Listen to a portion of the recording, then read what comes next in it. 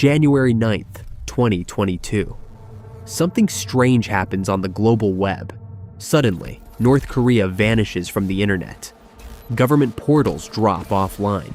State sites go dark. Analysts scramble for answers. Was this punishment for the regime's latest missile launches?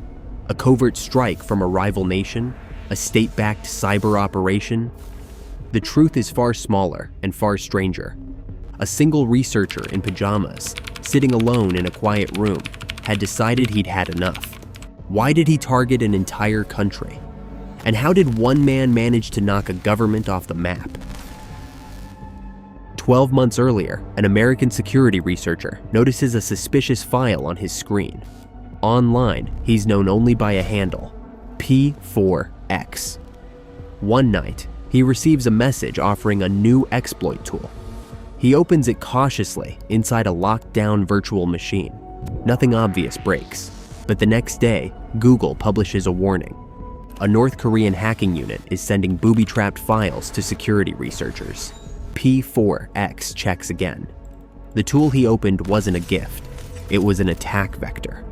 Someone inside North Korean intelligence had tried to break into his system. The realization hits hard. He wasn't targeted randomly. It was part of a coordinated campaign to steal research from experts around the world. He expects protection, support, something from the authorities. Instead, he gets a brief conversation with an agent who files a report and nothing more. No follow-up, no guidance, just silence. Weeks pass, then months. He begins to feel like he's been left on his own, a private citizen targeted by a nation-state with nobody stepping in.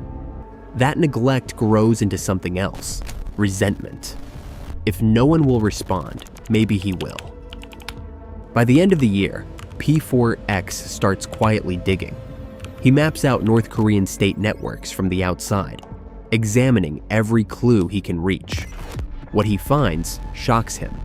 The country's global internet footprint is tiny, fragile, a handful of networks, a small cluster of public sites. Old software everywhere, never patched, never updated. To an experienced researcher, it's a field of open doors. Night after night, he studies their servers. He tests endpoints, checks versions, probes quietly. And soon, he sees patterns, exposed systems, known vulnerabilities, misconfigured services running outdated code. He starts writing tools to automate everything. If one person is going to pressure an entire regime, he needs efficiency. His scripts scan, select targets, overload their weak points. A precision denial of service operation, crafted like a personal form of guerrilla warfare. He keeps his identity hidden behind his alias. No real name, no face, just a frustrated researcher preparing to strike back. Early 2022, his setup is ready. A laptop, some rented cloud machines, lines of custom code queued on the screen. He sits at his desk wearing a t-shirt and pajama pants, heart pounding as he prepares to execute. After one long breath, he starts the attack. Packets flood outward. No dramatic sound, no flashing lights, just streams of data pushing across the ocean. To distract himself, he puts on a movie. Every few minutes, he pauses it and checks the status. One site fails to respond, then another, then another. The national airline site, unreachable. The government portal, offline. The state news server, gone. Anyone in the world trying to access North Korea online suddenly sees errors. Inside the country, officials lose external email and access to their public-facing systems. By the time he stops for the night, almost everything hosted by the regime is down. A nation with almost no internet has just lost what little it had to one person. The next morning, analysts notice the outage. It's rare for an entire country to vanish online. Speculation erupts. Did a Western cyber command launch a covert strike? Was this retaliation for missile tests? Was another government involved? No one claims responsibility. No explanation surfaces. Just wave after wave of outages, appearing and vanishing like someone is flipping a switch. Inside Pyongyang, everyday life stays unchanged.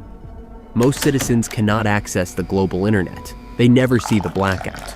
But outside, among observers, this is a headline event. Discussion threads explode. Journalists publish theories. Experts argue about which nation might be flexing its muscles. Meanwhile, the real culprit is sitting quietly at home, watching a movie and refreshing uptime charts. He sees debates, guesses, accusations, all pointed in the wrong direction. For P4X, the success is intoxicating. He didn't shut down hospitals or public services. He only disrupted propaganda sites and external networks, symbolic targets. A digital slap on the wrist delivered from a living room. But victory sparks ambition. If he can take down their internet, what else could he uncover? What else could he expose? He begins forming a plan to dig deeper.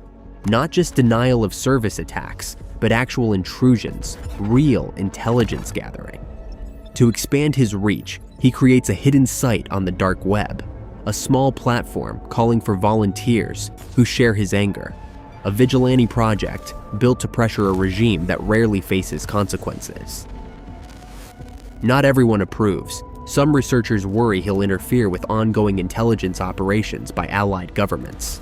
Others warn he's breaking the law. Hacking is illegal even when the target is hostile. He knows the risks, he knows the penalties, but he also knows how it felt when a government-backed group targeted him and no one helped. To him, this is personal. A message aimed in two directions: at North Korean leadership, to show their systems are vulnerable, and at his own country, urging better protection for independent researchers. No officers show up at his door.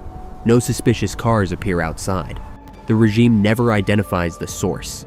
He remains invisible, a lone researcher who managed to humiliate a government with a few scripts and a grudge. A quiet cyber war, waged from a desk chair, still unfolding. One man in pajamas shook an entire regime.